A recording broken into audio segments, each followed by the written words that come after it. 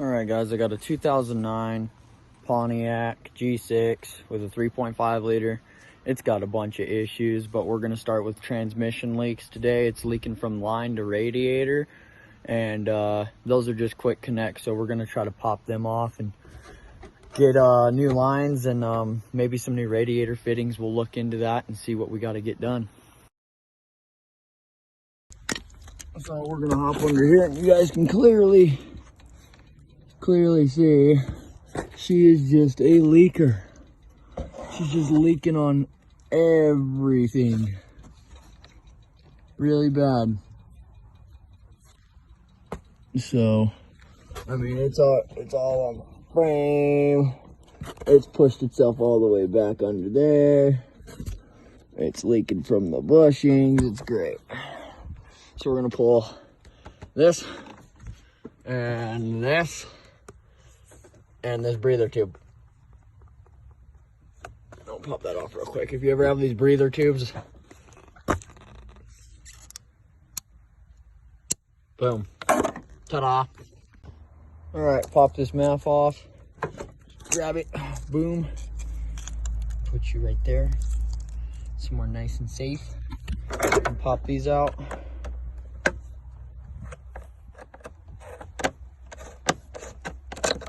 You can use an 8 or flathead, either or, don't matter.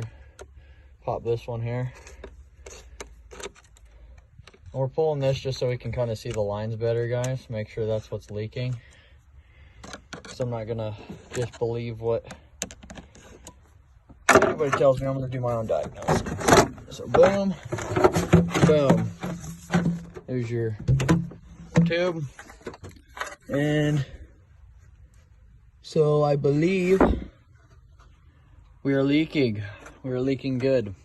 So there's some out of that top line right there. And this is a new radiator. They just put in a new radiator, but obviously either those fittings aren't tight or those clips aren't sealing. So we're gonna address that issue accordingly. It looks as if it's going everywhere though. All right, so right now I noticed on the top line, after I put it all back together and put it in drive, it's not leaking out of the clip. So what we're gonna do is we're gonna throw a wrench on it and give it a little tight.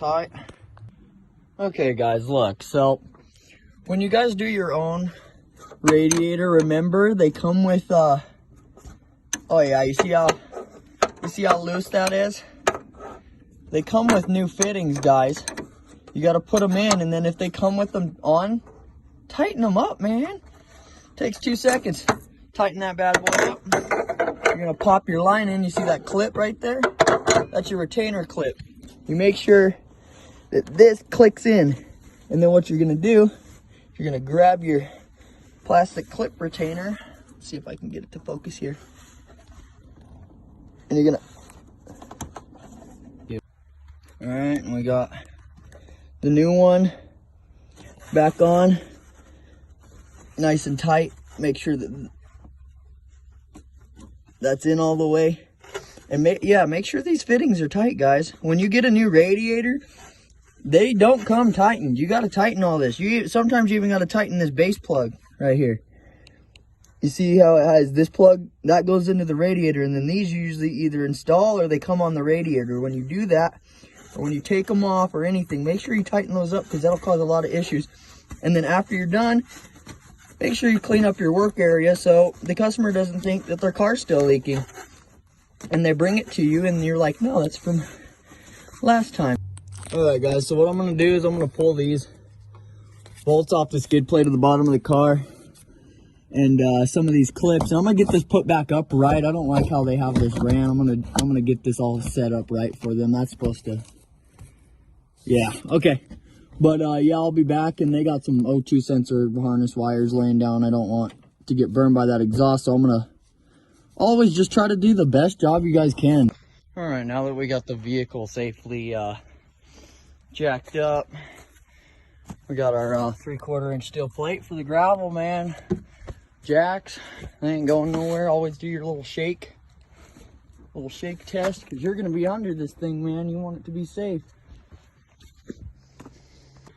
All right, guys, so very simply, we just, like I told you in the before, I was gonna pop all these off, and then you got some clips that just slide in here and they pop this into there, and you got 2 more clips right there, and then this drops and I'll just swing that over, and then right here is our secondary trans line. So I'm gonna pop that back off there, and I'm gonna see if that one's loose too.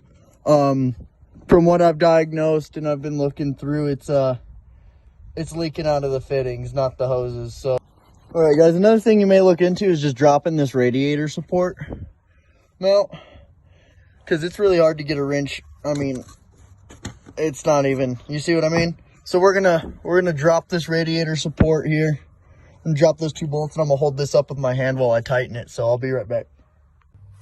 There's the radiator support. You just pull that bolt right there, and you pull this bolt right there, and you make sure you get the sleeve. There's a weld on nut where this goes, and then you kind of just fish it out of there. It sits in there pretty good. But now we can get to our line. I'm gonna get onto this right here like that, and would you look at that, guys? Look, someone pulled these off and decided, oh, we're not gonna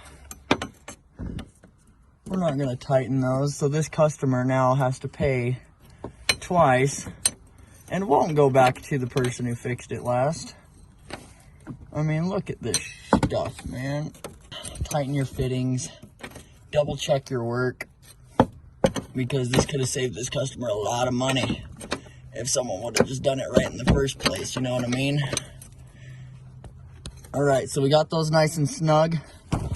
The same thing, we're gonna clean up down here really good. I mean, the whole bottom of the car, the mounts, everything all the way back. I mean, it's just,